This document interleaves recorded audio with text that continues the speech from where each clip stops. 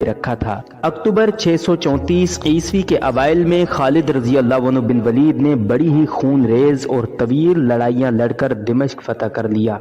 रूमियों ने हथियार डाल दिए और दिमश्क पर मुसलमानों का कब्जा मुस्तहकम हो गया। खालिद बिन वलीद रजी अल्लाह अन्हु ने पहला काम ये किया कि खलीफा अव्वल अबू बकर सिद्दीक के नाम पैगाम लिखवाया। इस पैगाम में दिमश्क की फतह की खुशखबरी थी और उस जंग की तफसील लिखवाई जो उन्होंने जानों की बेदरीग कुर्बानियां देकर जीती थी। माल गनीमत की तफसील भी लिखवाई और ये भी लिखवाया कि माल गनीमत का 5वां हिस्सा खिलाफत के लिए चंद दिनों बाद भेज दिया जाएगा। पैगाम लिखवाकर खालिद रजी अल्लाह अन्हु ने कासिद को दिया और उसे रुखसत कर दिया। ये पैगाम अबू बकर सिद्दीक रजी अल्लाह अन्हु के नाम 1 अक्टूबर 634 ईस्वी शोबान 3 शोबान 13 हिजरी के रोज भेजा जा रहा था।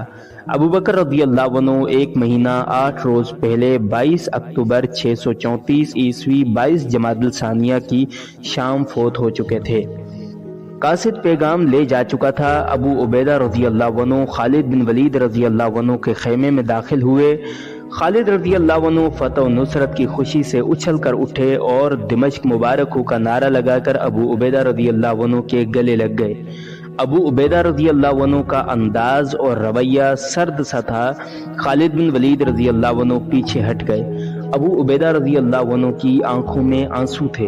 वल्लाह ये आंसू खुशी ही के हो सकते हैं। खालिद रज़ी अल्लाह अन्हु ने कहा, नहीं इब्ने वलीद। अबू उबैदा ने गमनाक लहजे में कहा, खलीफतुर रसूलुल्लाह हजरत अबू बकर सिद्दीक रज़ी अल्लाह अन्हु फोत हो गए हैं और अब उमर रज़ी अल्लाह अन्हु बिन खत्ताब खलीफा हैं।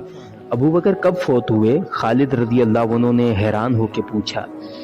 22 जमादुल सानी की शाम।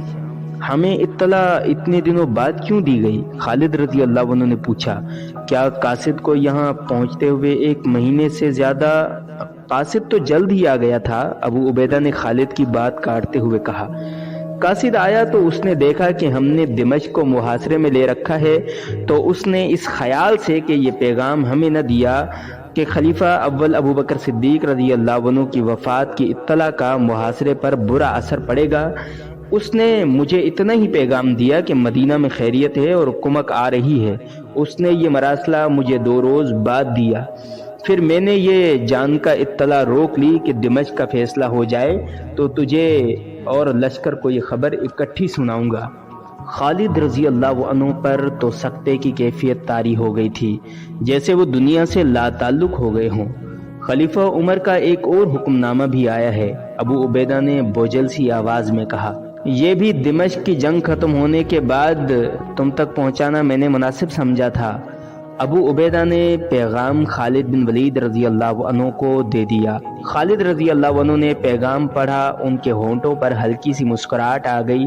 इस मुस्कुराहट में मुसर्रत नहीं थी, ये मलूल और रंजीदा मुस्कुराहट थी। अल्लाह की रहमत हो अबू बकर पर, खालिद ने आह भर कर कहा।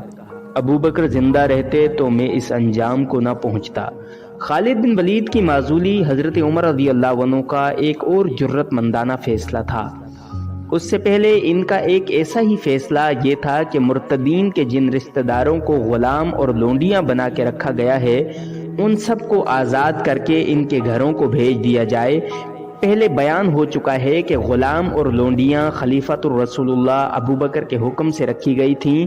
लोगों ने हजरत उमर के फैसले पर एतराज़ किया था, बाज़ ने एहतजाज भी किया था, लेकिन उमर इस हुक्म पर बहुत मजबूत दलाइल रखते थे, लिहाजा उन्होंने अपना फैसला मनवा लिया।